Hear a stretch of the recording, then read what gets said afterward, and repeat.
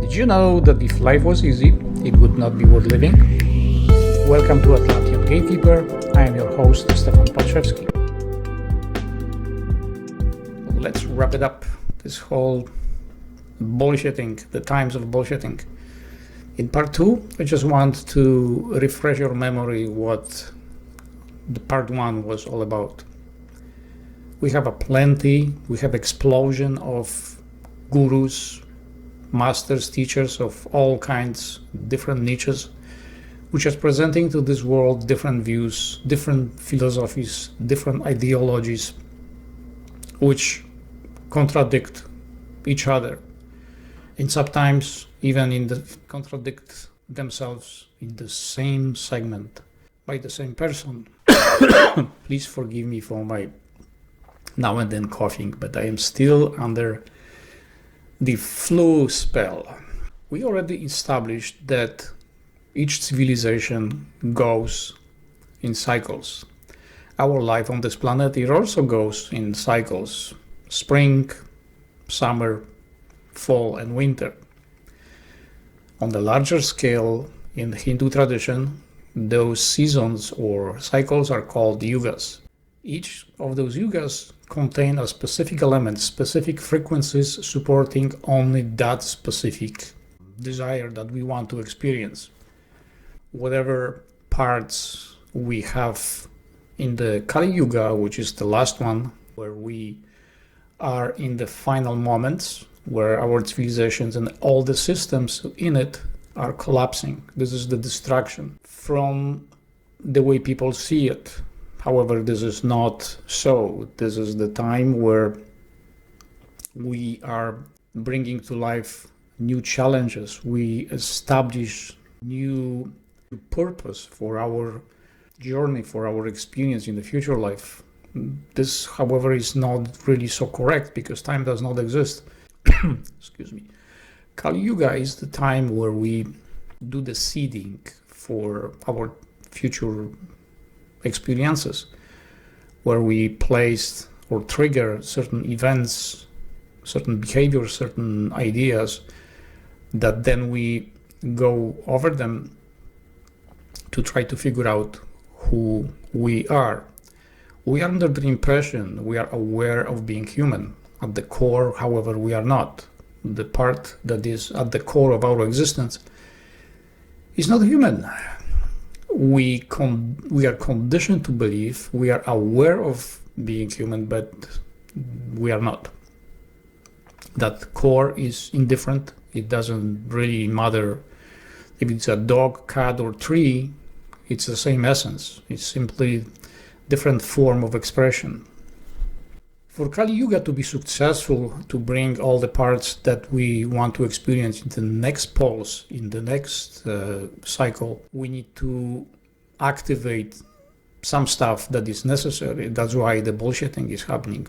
These are players that decided to play their roles the way they do to bring certain misinformation, misinterpretations, deliberate representation of the universal principles, so we can, through our experience, figure out what they are.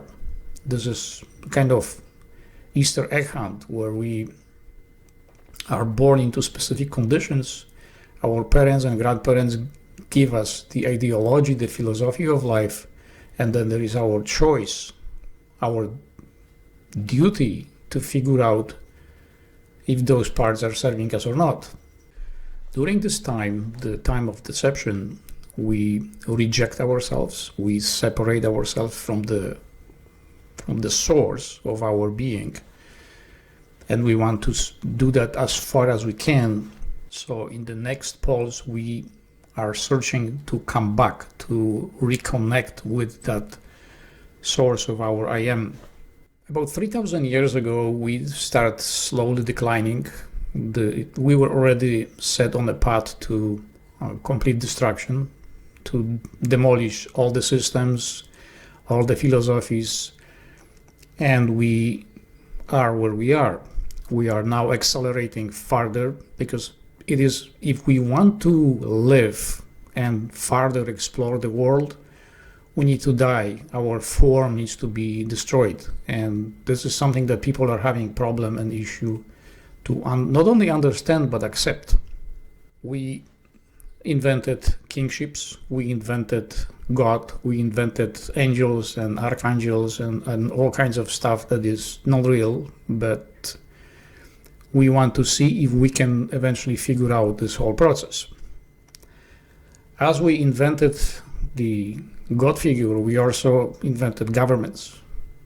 The reason for that is we want to shift the responsibility of making decisions for us by something much more superior to us. At least that's how we think it is. We decided that we will deliberately invent something that supposedly be more powerful than we are.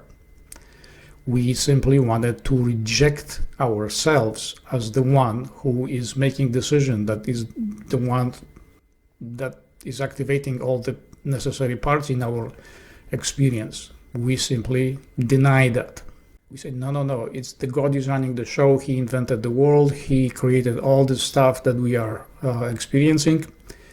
Then we shifted to the governments, all the decision making and the invention of institutions that are here to support us whenever we have some kind of hardship.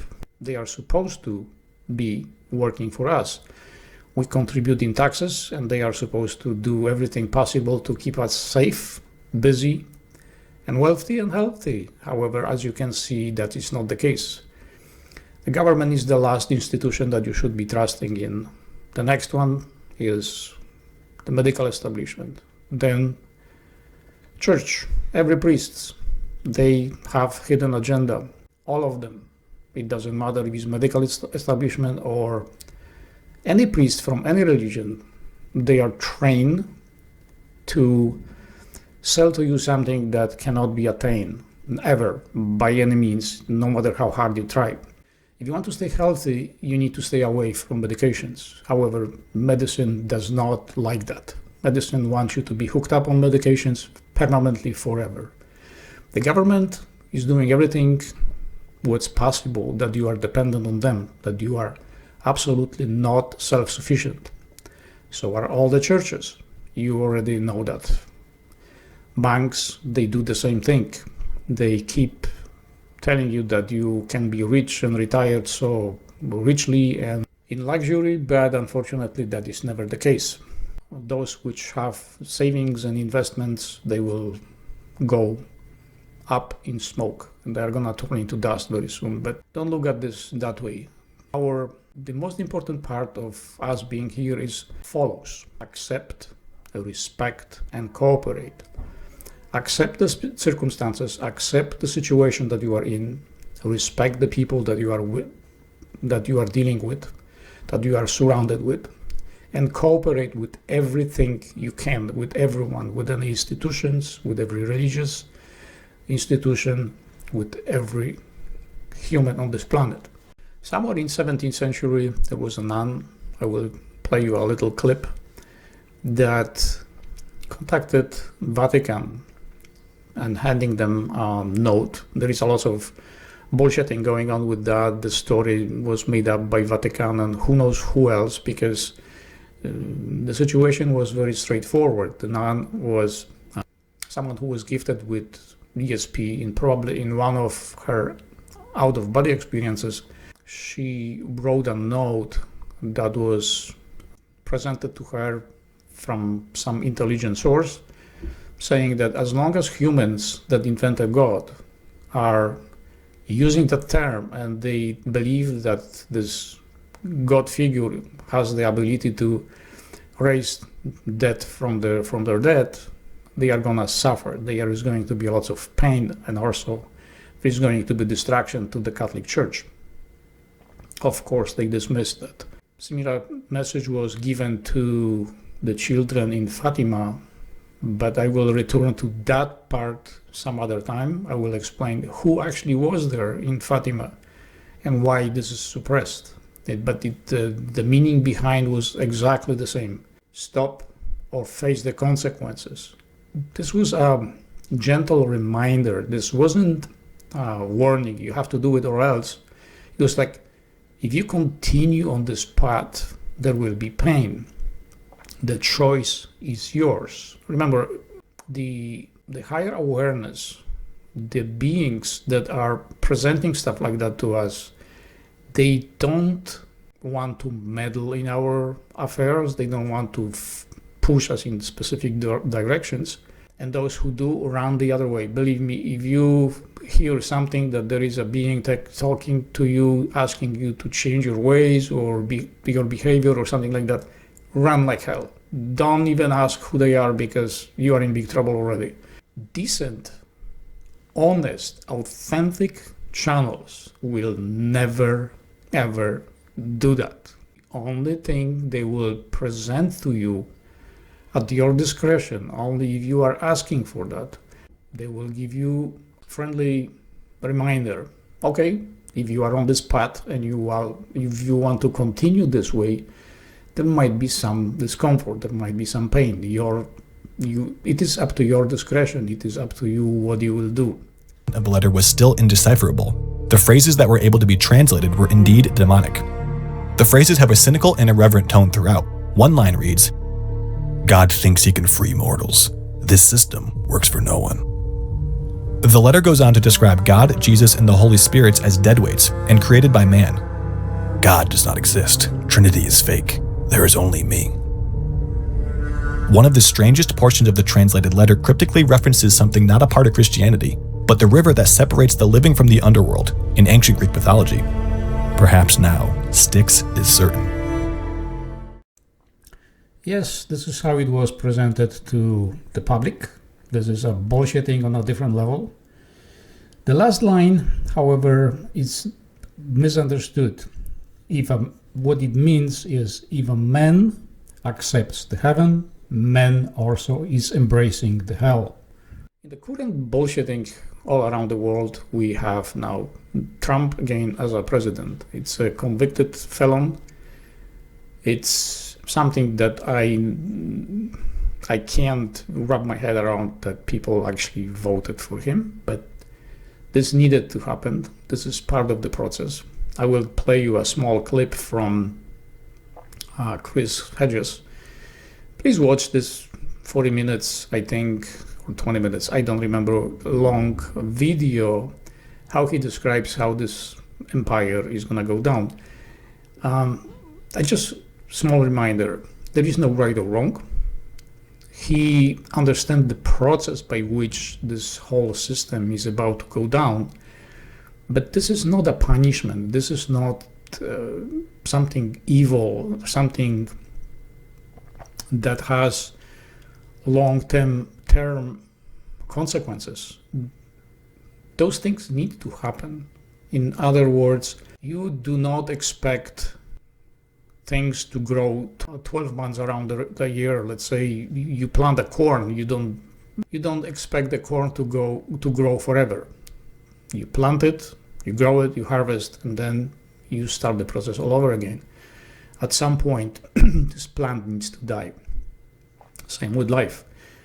We come to this world, then we go through all those cycles, and then we die.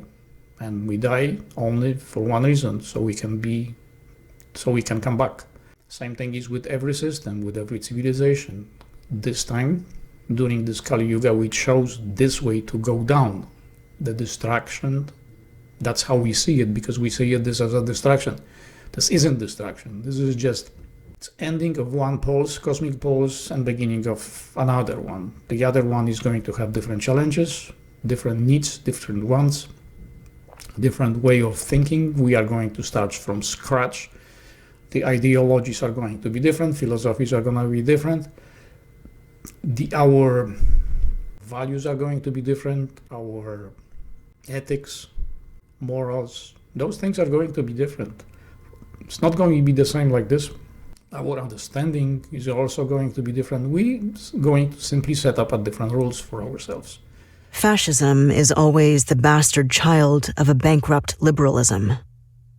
We live in a two-tiered legal system, one where poor people are harassed, arrested, and jailed for absurd infractions such as selling loose cigarettes, which led to Eric Garner being choked to death by the New York City police in 2014, while crimes of appalling magnitude by the oligarchs and corporations, from oil spills to bank fraud in the hundreds of billions of dollars, which wiped out 40% of the world's wealth, are dealt with through tepid administrative controls, symbolic fines, and civil enforcement. Whatever is happening in Palestine, Israel, Canada, USA, and everywhere else is a part of closing. This is the part where all the systems are going down.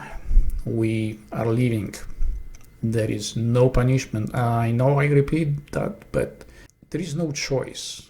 A person has very short attention span and people keep forgetting.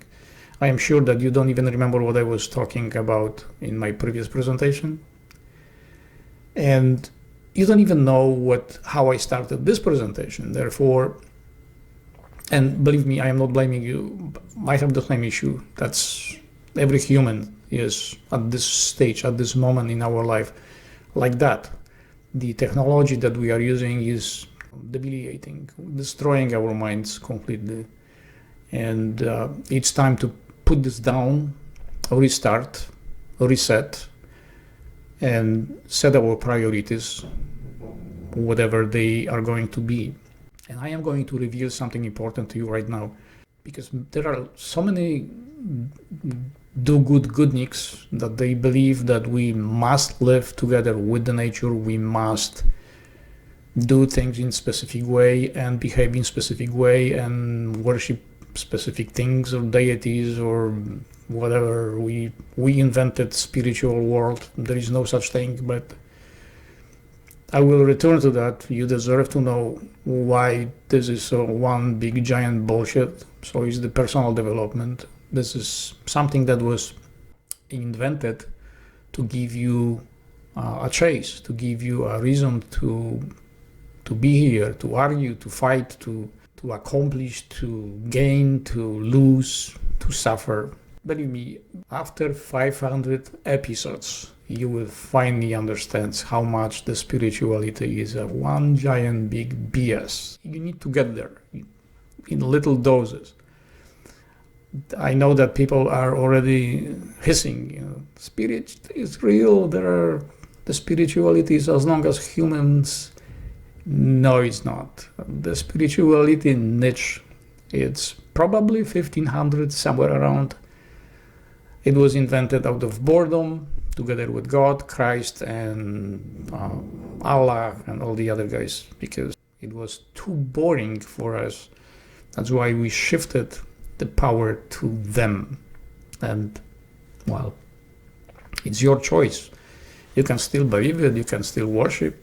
I am not here to take it away from you. I'm just trying to explain to you where those things are coming from, when that started, who started, what's the purpose of that, what's the reason for that, what's the end product of that.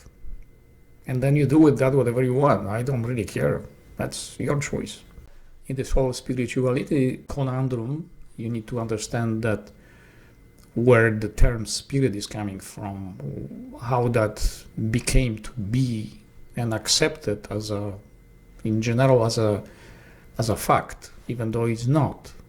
You already understand that in the core of I am, of every being, is essence, which is non-personal, non-gender, non-specific.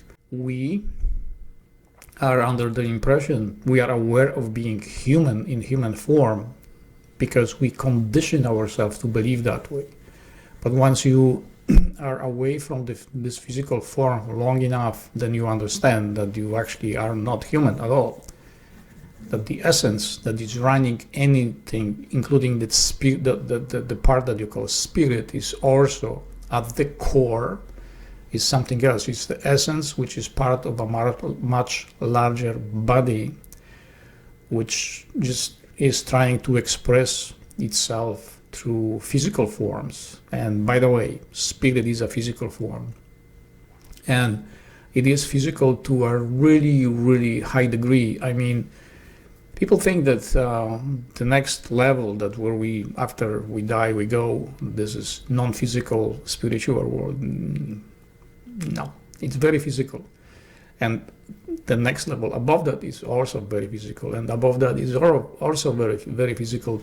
So where do I get that information from? From Spectrum. Spectrum presented to me that at the foundation of our experience are only few specialized, we call them master souls, because we don't have any better language to explain that. We don't have better way of explaining this. That's why we are dividing this whole thing into master souls, soul families, and so on. But the bottom line is there are no souls. It is just focused awareness, which is enveloped in energy stream or transmission or frequency, which needs to be separated from all the other parts. After all, we are all part of each other, and if that separation, that focused awareness was not enveloped in that energy,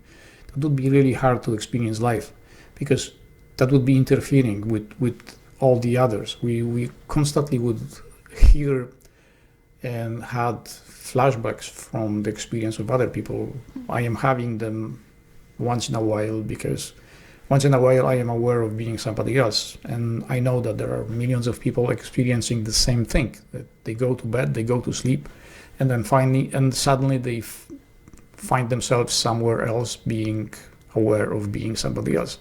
This is very normal. This is not something uncommon. It's very normal. Don't be alarmed, because that's you. This is you. Everything you experience in this world belongs to you, and it is you. And this comes to the end of this part, and I just want to address the political parts here right now. I was promising myself I will not do that, but I just want to give you a small advice. It doesn't matter if you're Canadian or if you are American. Accept the situation the way it is. Fighting the system is not going to give you any upper hand, but you are gonna lose. And that's a waste of your time. Respect what is. It might be tough, it might be not easy, it sometimes may be pain and suffering, but look for people that you can help each other, when you can support each other. And then cooperate as much as you can with each other. Find a system, develop a system where during the hardship, it doesn't matter what may happen. It might be during the weather, like you see in the US, or the tornadoes, floodings. Develop those systems now. Don't wait until something happens. Develop the systems before there is a shortage of food, shortage of water, no electricity, earthquakes, some other weather anomalies that you may find yourself without a house. Do not wait. Just put your differences aside. Find people that you can rely on, not as a parasite, but offer. See what you have, what resources you have at hand, and offer honest support for them, and ask what you can expect from them, because that's what this system right now requires from you. Not being agitated by the bullshit going on YouTube, Facebook, X. Those things are not going to help you.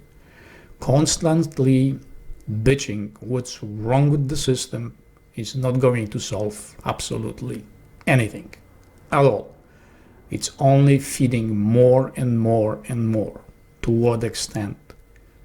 You're going to develop cancer, you are going to develop ulcers, you are going to have a heart attack, you are going to develop stroke. What the hell for? Life is not for that. Unless you want to experience that, then knock yourself out. But my suggestion, My advice to you is don't wait. Those who have families, have a meeting with them. Sit down, evaluate your situation. No matter what will happen in Canada, I know those are tough times, and you need to understand that neither Poilievre, what's his name, Pierre, is not running Canada. Trudeau never was running Canada. People are blaming those sometimes that they are only representing, they are only in the position of leaders, but they do not really run anything. They are simply representing the government. There are other things going on behind the scene, but whatever is happening is the outcome of what people are putting forward. If you are unhappy with the government, then the government is going to be crappy.